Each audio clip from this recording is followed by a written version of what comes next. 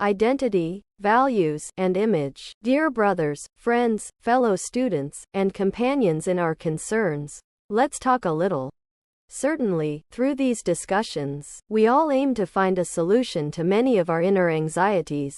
I do not pretend to know more than you, nor do I think any of you claim to know more than my insignificant self.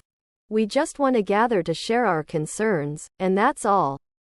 We are driven by sincerity. We need integral well-being. We all suffer, we experience bitterness in life, and we want to change. In any case, I believe, and you will agree, that integral well-being is the result of self-respect.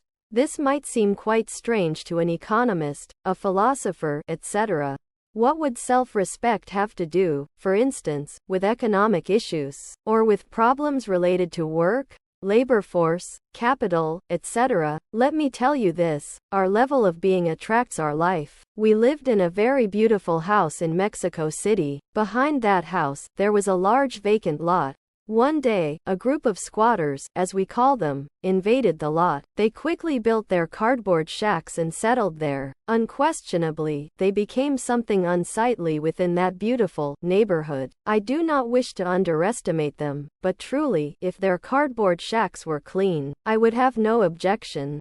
Unfortunately, there was an appalling lack of cleanliness among those people. I observed carefully from the rooftop of the house the lives of those individuals. They insulted each other, they hurt each other, they got drunk, they had no self-respect, nor did they respect others. Their life was horrifying in misery and abominations. If there had been no police patrols in the area before, after their arrival, the police were constantly visiting the neighborhood. If that neighborhood had once been peaceful, it became a nightmare. Thus, I could clearly see that the level of being attracts our own life. This is obvious.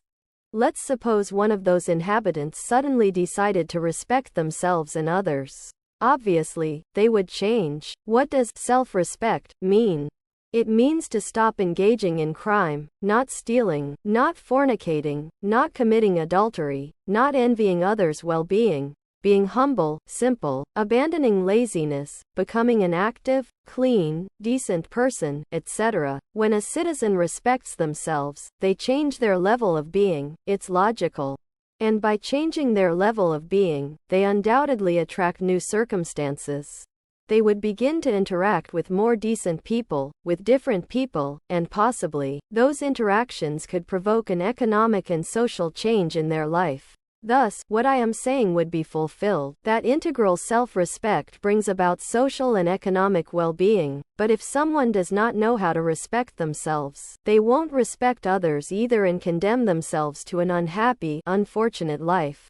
The principle of integral well-being lies in self-respect. Do not forget that the external is only a reflection of the internal. This was already said by Don Immanuel Kant, the philosopher of Königsberg. If we carefully study the Critique of Pure Reason, we will certainly discover that the external is the internal. Literal words of Don Immanuel Kant. The external image of a person and the circumstances around them are the result of their self-image. We all have a self-image. That word, self-image, a compound term, is deeply significant. At this moment, the photograph of Fernando comes to mind. They took a picture of our friend Fernando, and interestingly, two Fernandos appeared in the photo.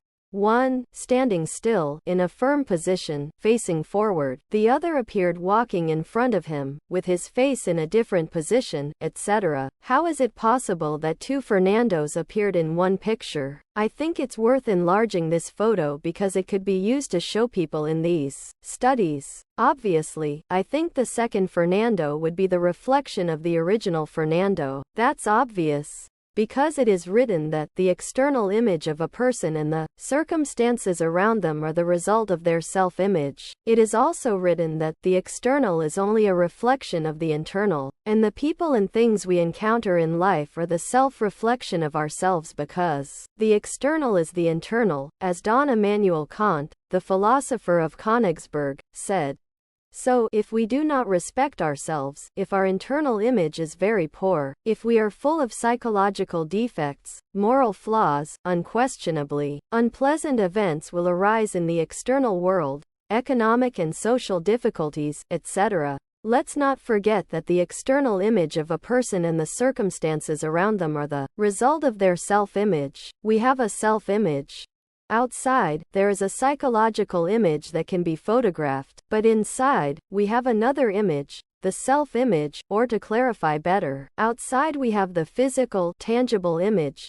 Inside, we have the psychological, hypersensitive image. If outside we have a poor, miserable image, and if that image is accompanied by unpleasant circumstances, a difficult economic situation, all sorts of problems, conflicts whether at home, on the street, at work, etc., this is simply because our psychological self-image is poor and flawed, horrendous. In our environment, we reflect our misery, our nothingness, what we are. If we want to change, we need a total transformation. Image, values, and identity must change radically. I mentioned in one of the talks here that each of us is a mathematical point in space, which serves as a vehicle for certain sums of values. Some serve as vehicles for brilliant values, while others may serve as vehicles for mediocre values. Each person is unique. Most human beings serve as vehicles for the values of the ego, of the self, of the I. These values can be positive or negative. Thus, identity, values, and image form a unified whole. I say that we must undergo a radical transformation. I emphatically affirm that identity, values, and image must be completely changed. We need a new identity, new values, a new image. This is psychological revolution, inner revolution. It is absurd to continue within the vicious circle in which we currently move. We need to change completely. Do not forget that a man's self-image gives rise to his external image. When I say self-image, I refer to that psychological image we have. What might our psychological image be? Could it be the image of the angry person, the greedy one, the lustful one, the envious one, the proud one, the lazy one, the glutton, or what? Whatever the image we have of ourselves, or better said, our self-image, naturally gives rise to the external image. The external image, no matter how well dressed, could be poor. Is the image of a proud person beautiful, someone who has become unbearable, who lacks a grain of humility? Is the image of a lustful person very pleasant? How does a lustful person act? How do they live? What do they look like in their private chambers? What is their behavior like in intimate life with the opposite sex? Or perhaps, have they become degenerate? What would be the external image of an envious person, someone who suffers because of another's well-being, and who secretly harms others out of envy? What a horrible image a lazy person presents. Unwilling to work, dirty, abominable. What would we say of the glutton? Thus, truly, the external image is the result of the inner image. That is obvious. If a man learns to respect himself, he changes his life, not only within the realm of ethics or psychology but also in the social, economic, and even political fields. But we must change. That is why I insist, my dear friends, that identity, image, and values must change. The current identity, the current values, the image we currently have of ourselves, is miserable. Because of this, social life is full of conflicts and economic problems. No one is happy in these times, no one is fortunate. But could the image, the values, and the identity we have change? Could we assume a new identity, new values, and a new image? I firmly state that it is possible. Unquestionably, we would need to disintegrate the ego. We all have an I. When we knock on a door and are asked, "Who is it?" we answer, "It's me." But who is that me? Who is that myself? Who is that self? In truth, the ego is a sum of negative or positive values. We could disintegrate the ego, eliminate all the positive and negative values we hold, and then we could become vehicles for new values, the values of the being. But in this case, we need a method if we want to eliminate the values we currently have in order to provoke a change. Above all, it would be necessary, in truth, to appeal to intimate psychoanalysis. When one appeals to intimate psychoanalysis to know their psychological defects, a great difficulty arises. I want to refer emphatically to the force of countertransference. One can self-investigate, one can introvert, but when attempting to do so, the difficulty of counter-transference always arises. It's about transferring our attention inward, with the purpose of self-exploration, to self-know, and to eliminate the negative values that harm us psychologically, socially, economically, politically, and even spiritually. Unfortunately, I repeat, when one tries to turn inward to explore and know oneself, counter-transference immediately arises, a force that makes introversion difficult. If counter-transference did not exist, introversion would be easier. Unfortunately, counter-transference completely hinders introversion, and we need intimate psychoanalysis. We need intimate self-investigation to truly know ourselves. Let us remember that phrase from Thales of Miletus, "Nasce te ipsum, man, know yourself, and you will know the universe and the gods." When one knows oneself, one can change. As long as one does not know oneself, any change will be useless. But above all, my dear friends, one needs self-analysis. How would one overcome the force of counter-transference that hinders intimate psychoanalysis or self-analysis? This would only be possible, in truth, through transactional analysis and structural analysis. When one appeals to structural analysis, one comes to know those psychological structures that hinder or make almost impossible, or entirely impossible, intimate introspection. By knowing such structures, we understand them, and by understanding them, we can then overcome the obstacle. But we would need something more. We would also need transactional analysis. There are banking transactions, commercial transactions, etc. There are also psychological transactions. The various psychic elements we carry within us are subjected to transactions, exchanges, struggles, changes in position, etc. They are not something immobile, they are always in a state of movement. When one, through transactional analysis, comes to understand the different intimate psychological processes, and in addition to that, also understands the various structures, then the difficulty of psychological introversion ends, and one can then proceed with the successful self-exploration of the I, the self. Those who achieve full self-exploration of this or that defect, whether it be to understand anger, greed, lust, envy, pride, laziness, gluttony, etc., can make tremendous psychological progress. We should start by isolating the defect we want to eliminate from ourselves, and then we would dissolve it.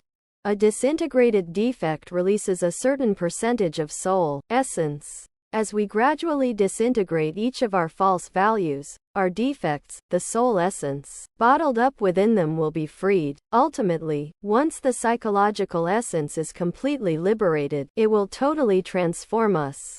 That will be the precise moment when the eternal values of being express themselves through us. Undoubtedly, this would be wonderful, not only for ourselves but for humanity as a whole. When someone has managed to completely disintegrate or dissolve their negative values, they unquestionably gain respect for themselves, and by respecting themselves, they respect others. They become, so to speak, a source of goodness for everyone, transforming into a perfect, conscious, wonderful creature. This mystical self-image, let's say, of an awakened man will, as a result or corollary, produce the perfect image of a noble citizen, whose circumstances will also be beneficial in every sense. They will be a golden link in the great universal chain of life, an example for the whole world, a source of happiness for many beings, an illuminated one in the most transcendental sense of the word, someone who will enjoy continuous and delightful ecstasy. Don't forget, my dear friends, that in mental dynamics, we need to know something about the how and why the mind works. The mind, undoubtedly, is an instrument that we must learn to use consciously. But it would be absurd to assume that such an instrument would be efficient if we don't first understand the how and the why of the mind. When one knows the how and the why of the mind, when one understands its various functions, one can control it. It becomes a useful, perfect instrument, a wonderful vehicle through which we can work for the benefit of humanity. In truth, a realistic system is necessary if we truly want to understand the potential of the human mind. Nowadays, there are many systems for controlling the mind. Some people think that certain artificial exercises can be magnificent for controlling, understanding. There are schools and many theories about the mind, as well as many systems. But how could it truly be possible to make the mind useful? Do you think that if we don't know the how or the why of the mind, we could make it perfect? We need to understand the various functions of the mind if we want it to be perfect. How does it work? Why does it work? These how and why are crucial. For example, if we throw a stone into a lake, we will see ripples form. These ripples are the reaction of the lake, the water, to the stone. Similarly, if someone says an ironic word to us, that word reaches the mind, and the mind reacts to it. Then conflicts arise. Everyone is in trouble, everyone lives in conflict. I have carefully observed the debate tables in many organizations, schools, etc. People don't respect each other.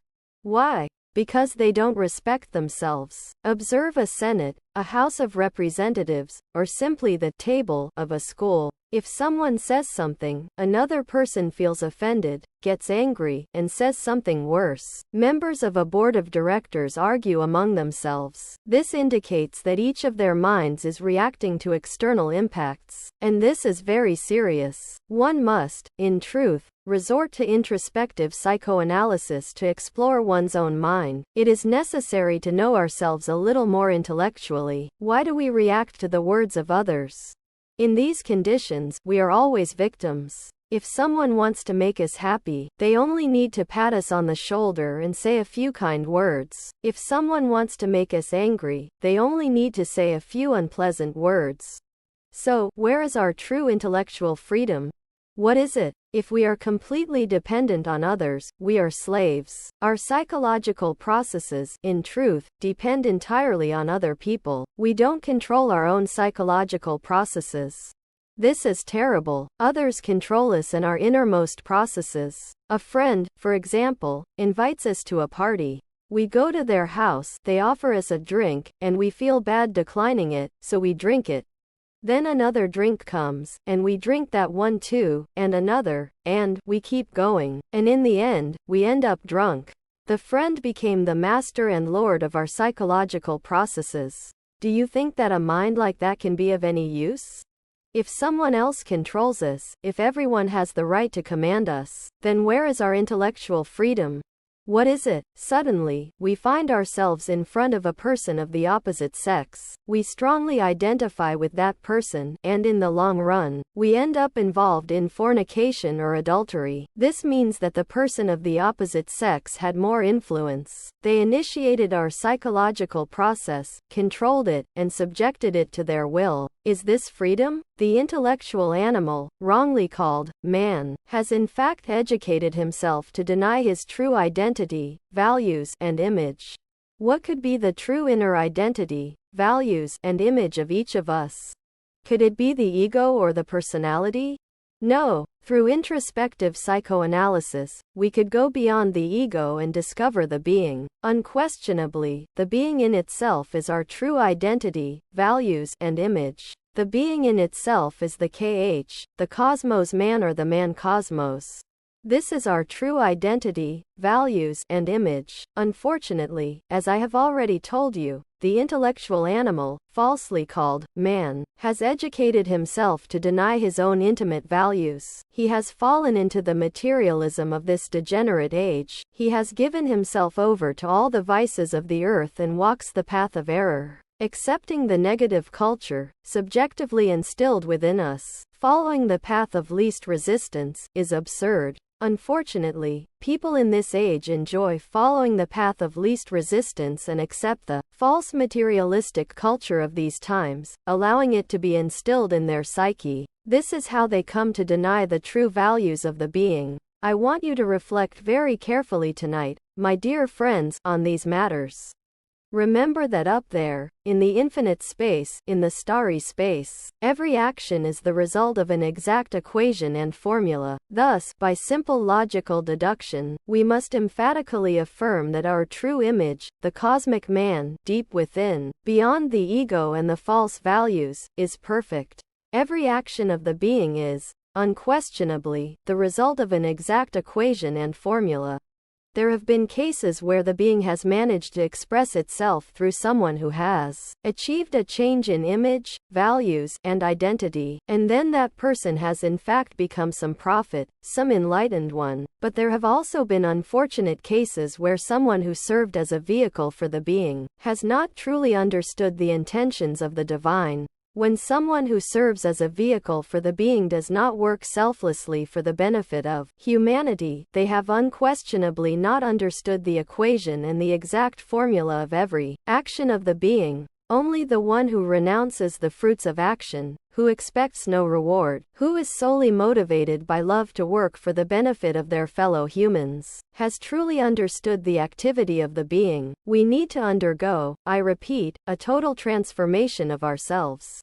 Image, values, and identity must change, and instead of having the poor image of the earthly man, we must have a spiritual, celestial image, here and now, in flesh and blood. Instead of possessing the false values of the ego, our heart and mind must hold the positive values of the being. Instead of having a coarse identity, we must have an identity in the service of the being. Let us reflect, until we become the living expression of the being. The being is the being, and the reason for the being is the being itself. Let us clearly distinguish between expression and self-expression.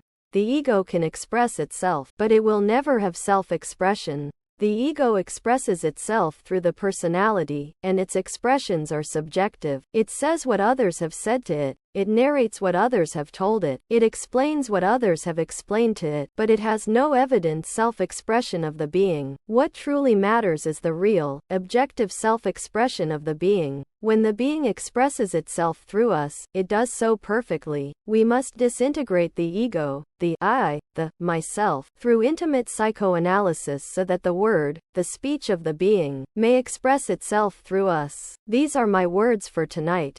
Peace profound.